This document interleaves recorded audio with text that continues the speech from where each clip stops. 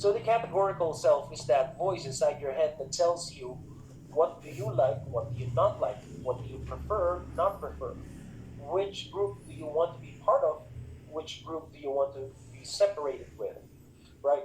So it could be as simple as, well, do you like, are you a cat person or are you a dog person?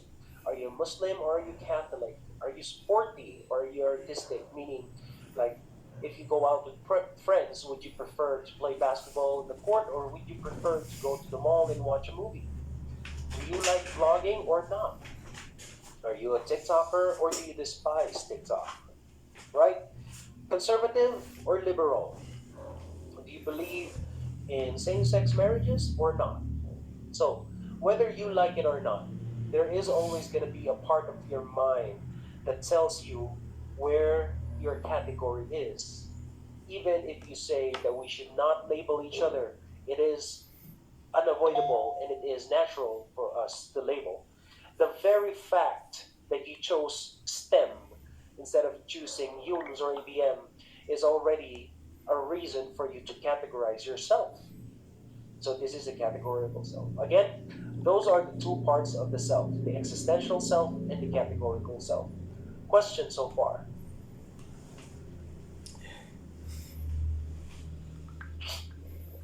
When I say question so far and you feel too shy, you can always use the in-chat messages to confirm your understanding. Otherwise, we're going to move on. All right? Silence means no question. Okay, so let's move on. All right, now we proceed to the factors that affect self-concept. Okay, what are the factors that affect self-concept? Again, self-concept is the mental image of who we are. And the thing is that our mental image of who we are is something that we build. When we are born, or when you are in preschool, when you are in kindergarten, you don't immediately know who or what kind of person you're going to be when you become teenagers. It is something that you constantly invent, you constantly build, right? And so, what is the basis of your build? What are the things that you base on to develop your self-concept? The first one is celebrity worship or idolization. So, when I say celebrity, I'm not just talking about, musical artists or, boy band groups. Yeah. I'm also talking about influencers in social media like this guy here, or maybe even a journalist, or maybe even a politician. When I say celebrity worship or idolization, there's always a person in our minds that we look up to. And this person is a popular person. Could be a writer, could be a movie character, etc., etc., right? For example, you got, I see Mark Joseph Swan. Mark Joseph, you there? Yes po. Hi, Mark Joseph. Who's that guy in your profile picture? Your Google profile picture? Ano lang po. Character po sa manwa. Oh, see? And this person, I guess, is someone that you like. This character, even if it's not real, it's someone that you like. Yes po. Why do you like this person? Because it's look like a hood.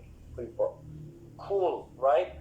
And, I'm not going to ask you anymore, what do you think makes this person cool? But definitely, whatever makes this person cool is something that we wish we could apply to ourselves so that we can also be cool.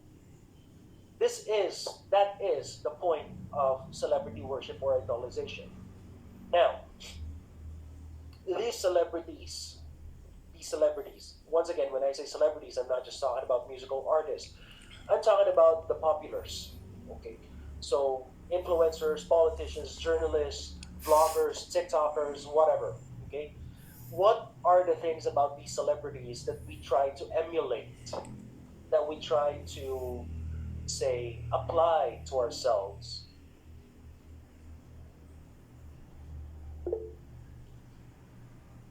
Come on, come on, someone else other than Erica.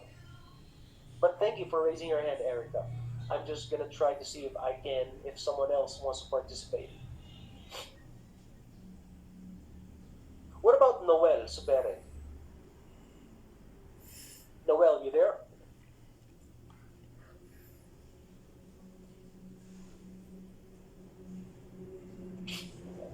See, now this is what I'm talking about.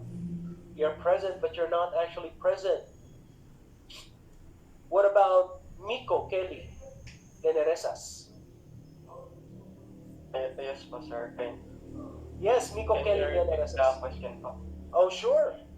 From the people that we look up to, these popular people that we look up to, what are the things that they have that we try to apply to ourselves? What are the things that we copy from them? Uh, Rich po, sir. Gusto natin mo. Sorry, what did you say? Sorry, Miko Kelly, I didn't catch what you said there. We try to be rich po, like them po. Okay, very close, very close. Thank you for your contribution. Let's go ask Fiona Reyes. The way they dress po and the way they talk. Boom. So let's go with that. Fashion, right? So one of the very basic, one of the very basic application of celebrity worship or idolization is fashion. We dress the way they dress. We look at them and then we see their clothes and then we think, what if I wear the same clothes as they do? Because, it's popular. Fashion, boys and girls, fashion has always been the effect of a particular trendsetter. And the trendsetter is, it can't be just a random person. The trendsetter is always someone who's popular. Right. So, for instance, right, who among you guys is a BTS army? Who among you here is a self-proclaimed BTS army? Oh, okay. So there you go. We got BTS army folks here. So, for example, the hairstyle that particular boy group is sporting right now. That hairstyle is actually popular in the '90s, and you can see boy bands wearing that kind of hairstyle. Like NSYNC, Backstreet Boys, and some Filipino actors. They have that kind of hairstyle. To elaborate on what I'm trying to say here. Hold on.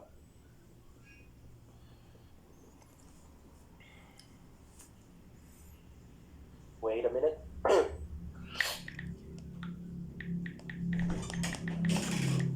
Ay, parang nailaw. Hmm? Doon, ayun. Nandun ata sa likuran ng toothpaste ko. Oh, may certificate ang shoot. Oo. Wala.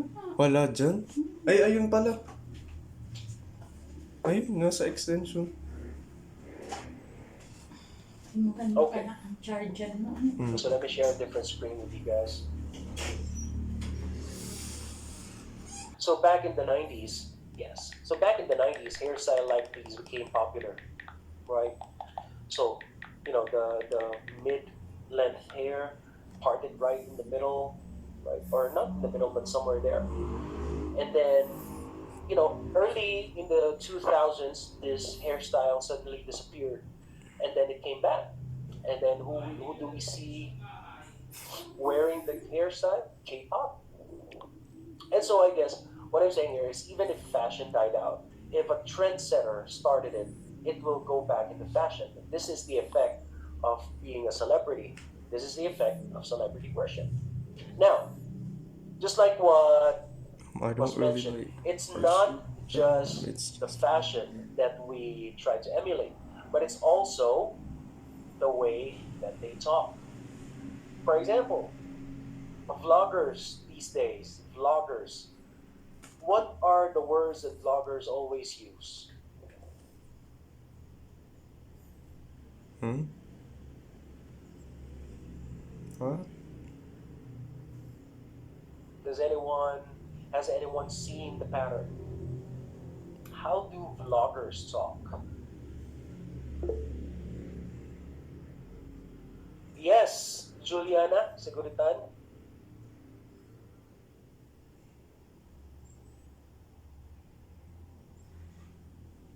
Ooh, what happened to Juliana? Erica, go ahead. They have the confidence when they speak. Not just the confidence, but the words that they use, right? For example, they use words like or literally. Like they always begin with, "Hey guys, check this out," or they say, "This is literally blowing my mind." Blah blah blah. It's okay, Juliana. But the point is, you know, someone out there started the trend that it's cool if you always add the word like or literally in the way that you talk. And so everyone else started emulating the same thing. And so until now, we see vloggers and we would hear the same sentence over and over. It's like, this is so cool. Like, this is the best I've ever seen. Like, this is literally blowing my mind. Or check this out, guys. It's always going to be like that. Right? So it's not just the way they dress, the way they talk as well. Also, I am also guilty of that. There's actually this influencer that I follow. He's a doctor, and I always follow this person in social media because he's also a philosopher in some ways. And sometimes I find myself copying the way that he talks, and not copying his words, but the way that he talks because I like the way that he talks. And so there. So anyway, those are just two of the things that we emulate our idols. We emulate the way they dress, we emulate the way they talk, we emulate the way they move, you know. But there should always be a limit. You know, when it I becomes too deserve. much, that is when it becomes dangerous. And so with that, we move on to what I call the celebrity worship red flags. What are some red flags of celebrity worship? Number one, someone please read this. Let's go for, yes, let's go for, let me just open the queue here. Yes, Francesca, please read the first bullet point. You're spending too much money on merchandise. Yes, I know someone who actually took out a credit card and basically just used the credit card for merchandise. And you know, when you go into the room of this person, the whole room is themed in the way of, well, you know, her idol. So You photographs, copy words. posters, even clothing. But the problem is, You copy you need to words. understand that credit You cards. copy words or When you get a credit card, expressions does that the anyone here celebrity have a says. credit card? Even in the name of your parents? No? Okay. When you do have a chance to finally get a credit card, just remember that the credit card is not your money. Credit card is the bank's money that you're using. And so when you buy something using your credit card, you're not buying it using your money. You're buying it using the bank's money. You need to pay that back. And so there you go. When you realize you're already spending too much money on You merchandise copy that is words. already practical, You that's one copy. red flag. You copy Two, word. You copy words or you expressions copy that the words or celebrity says expressions as that the itself. celebrity says as if it's your own. It's one You thing argue with people when the to celebrity you quote follow is the celebrity. criticized. Like when you tell someone, you know what, Ed Sheeran said something and I won't forget it. What he said was blah, blah, blah, blah, blah. That is celebrity worship. But when you're copying their words or their expressions as if it's your own words or expressions, well, that's already obsession and that's not healthy at all. Okay, next. You argue with people when the celebrity you follow is criticized. Really big red flag there. Like, for example, if you're a BTS army and then I say something against BTS, you know, something comedic, something that's meant to be a joke, and then you what they call this? You mock me because of that, that is a big red flag. Okay? That means you're already too obsessed. Next one, you neglect your priorities to attend the celebrity events. So let's say that, you know, it's your mom's birthday, but at the same time there's a book signing at a particular venue, and this book signing is for your idol. Well, the problem is, you know that there's like thousands of people in that line, and it's gonna take like maybe 5 hours for you to get your CD or your shirt signed, but you decide that it's worth it to miss your mother's birthday just to get that signature. That is a big red flag. And then finally, you delegate yourself as an authority of a group or a fandom, even for no useful or practical reason. I actually know someone who started a group for the anime Attack on Titan, and it's a 14-year-old girl who started a group for Attack on Titan, and this 14-year-old girl is moderating that particular group. It's on Discord, so moderating this particular group. And the problem is, it's not the moderating thing that's the problem, but the problem is this girl, this 14-year-old girl, used to be a school top notcher, and then it went to the point that this girl is no longer submitting the activities on time, purposefully missing on discussions, just because this girl was moderating that group. Now, still okay so far, but then I asked the girl, how much are you earning for moderating that particular group in Discord? And she said none. She's not earning anything. Now that is not useful, and that is not practical. So I hope you guys understand that. You get celebrity worship so far? Yes po. Does anyone have any questions about celebrity worship before we move on? Okay. All right, so far silence means no. Let's proceed. So again, the first factor that affect the self-concept is celebrity worship. Remember, We depend our celebrity worship confidence or or build idolization ourselves is depending with natural. the things we buy. The first people who worship kings and emperors and princes, it's no different from the people who worship In my celebrities opinion these po, days. It's the same materialism thing. We show them the is same that kind like of respect, show them the um same kind of fear. we So depend it's our natural. we But depend our the question confidence. again is boundaries. When are you going to call it celebrity worship, and when We does it depend our become an confidence. obsession? So We there, depend our confidence that's or the build first factor. ourselves Second depending with factor, the things we buy. materialism. In a nutshell, who can define materialism? Go ahead, Janella. It is when a person wants to buy like the latest iPhone, the latest model of a car, the latest uh, shoes, and the latest and the best computers. Yes. And why do they want to? Why do they desire to buy this? Why do people have the desire to buy these things? Okay, let's check the queue. Let's have John Rods Makalintal. Why do people desire to buy these things? Mostly they buy those things for to join the trend po. To join the trend, right? Isel, you got another opinion on why people want to buy them? So because they value material things more. And why do they value material things? What does it give them? Yes, Jade Santiago. For satisfaction po, sir. Yeah. They think, basically, in a nutshell, they think that buying these objects makes them better. The problem is that these objects became the definition of who they are as a person versus the other way around. So basically, what it means is that, let's say that there's five of you. There's five of you in a group, and then let's say that you go out, you go to I don't know, maybe Starbucks or Coffee Bean, Tea Leaf, or Coffee Project, something like that. Yeah, one of those trendy coffee places.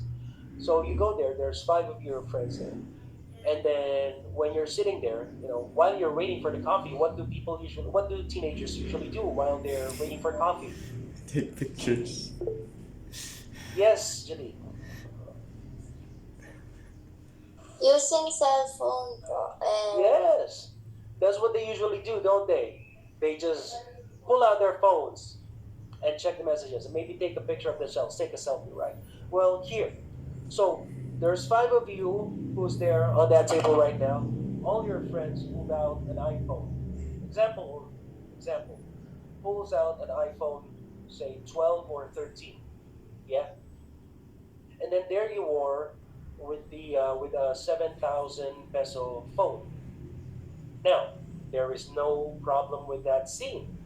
The problem there is if you start feeling less. That is a problem. So if you start feeling less than your friends because they are holding an iPhone and you're holding something that is Uh, 70% I cheaper, think we well, defend our that's a confidence problem or with how build you think. ourselves spending with the Why things would we you value. think that you're less just because they have a more expensive gadget? So that is an example of how materialism affects us negatively. It's the same case, with shoes. You know, if you always feel the need to buy the latest trend in shoes, and if you start feeling less because others or your friends are wearing the same kind of shoes, but you're wearing something that is 2 years older, well, that is a bad reflection on your materialism. Or if your friends are, playing their games on the latest model of PCs while you're playing your brother's PCs, and then you start envying your friends because of that, that is a negative effect of materialism. In the same way that, I've seen this happen all the time. In the same way that if you're the type of person who goes into, say, a crowded place, and then you just start pulling out all the stuff that you own just to show off to other people that you own those things, that is also a negative effect of materialism. Now, again, materialism is not bad, but the question is, when are you going to set the boundaries? So, just like with celebrity worship, we have what you call red flags. So, red flag number one is similar to the first red flag we discussed. Red flag number one, somebody please read. Yes, Juliana? You are buried in borrowed money. Yes. So, yeah, you decided to buy something. You decided to buy an iPhone, right? How much is an iPhone 13? Like almost 50K? 50,000 pesos. You decide to just swipe and buy that phone, right? And it's cool. It's cool that you can afford that. But if you don't have the money, if you're just sacrificing too much just to buy something like that, if you decide that you are going to sacrifice something more important just for you to be able to buy something that expensive, that is too much already. Okay? You guys know what is the most expensive phone in the world? Any idea what the most expensive phone in the world is? Yes, Erica? What's the most expensive phone in the world? Apple. Yeah, an Apple on the, basic, Apple and Samsung are actually the two most expensive brands. But when we're talking about the most expensive phone, I'm talking about this one. Wait,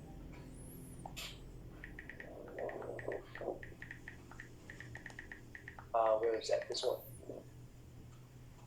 Okay, so let me just here. Um, there you go. Now let me show you another screen.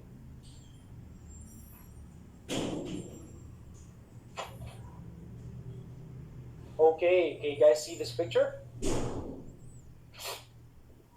You guys see it? Yes. Yes. All right. Now, ladies and gentlemen, this is a limited edition. Limited because there's only one. They only made one. This is an iPhone 13 gold plated and diamond studded. You see these circle things here? Those are diamonds. And then the rest is gold plated, solid gold. Okay? You can check it out on YouTube if you want. And there's even a timepiece at the back here. If you actually check the price of this, I'm not sure if I'm correct, but if memory serves me right, the price is around 300 to 500,000 dollars, not pesos, dollars, boys and girls. Okay, so that's 300,000 to 500,000 dollars. Now, I guess my top question is: if materialism is not real, if there's no such thing as materialism, why would people need Why would people have the desire to buy something as frivolous as this one? Do you understand what I'm saying? You guys get it? Who would buy something like this? So, let me go back to my presentation. So, like I said, you are buried in borrowed money. Next, this is something that I already explained to you. And this one, the second one and the third one. You feel insecure when you don't have what others have. So it's basic envy, inggit, right? Your friends are all wearing the same pair of shoes and you don't. And you feel envy. And you feel the desire that you need to buy one of those. You feel the need to always flex your materials. And when you do have them and your friends don't have them, then you feel the need to always flaunt it. Like you romanticize it and saying, if I got it, I need to flaunt it. But if you think so highly of yourself just because of something so material, that is just sad. And finally, you look down on people who do not have what you consider as the latest. So, so I know this one person, this one friend, supposedly, that I remember when my other friend bought a car. Among us friends, this friend is the first one who bought a car. So he bought a car. It was a second-hand Nissan Juke. Okay, it was a good car, good-looking car actually, and it was second-hand. The first response of my other friend when he saw the car, his first response was, second-hand lang pala. Which is, like a terrible thing to say. Why would you say something like that? Okay? Why can't you just be happy for the other person? Like, oh, may kotse ka na, tara road trip. Right? That's how most of us reacted. But this second person, he will say something, ay, second hand lang pala. Why do you think that person said that?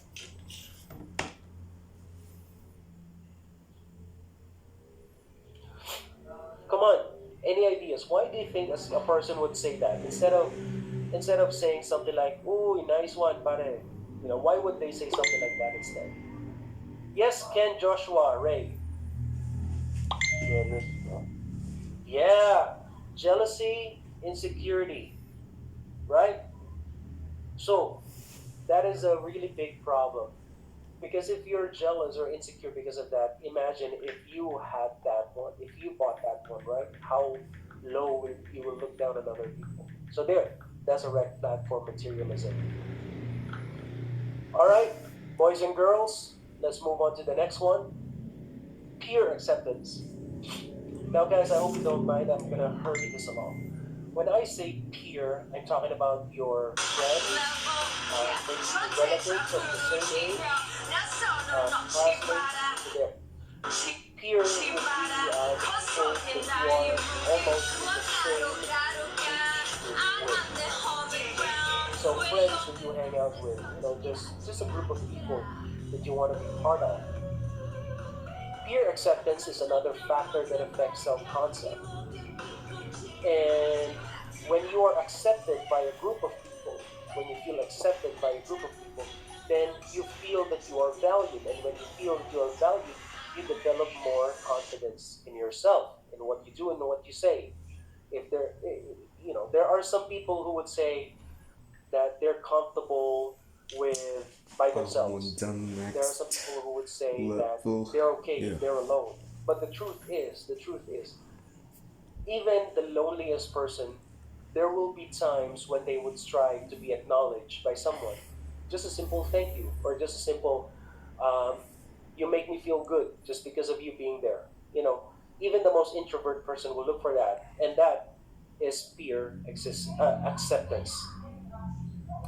All right, boys and girls, I hope you don't mind, but we're gonna cut our discussion short. I know we still have like 10 minutes, but I still have something else I need to do. Next meeting, we are going to finish this, but for now, I'm gonna cut it short. Any questions so far? Nothing, sir. All right. In that case, boys and girls, I'll see you all next week. But for now, bye bye. Thank you po. Thank you po. Goodbye. Thank you po. Thank you po. Thank you po.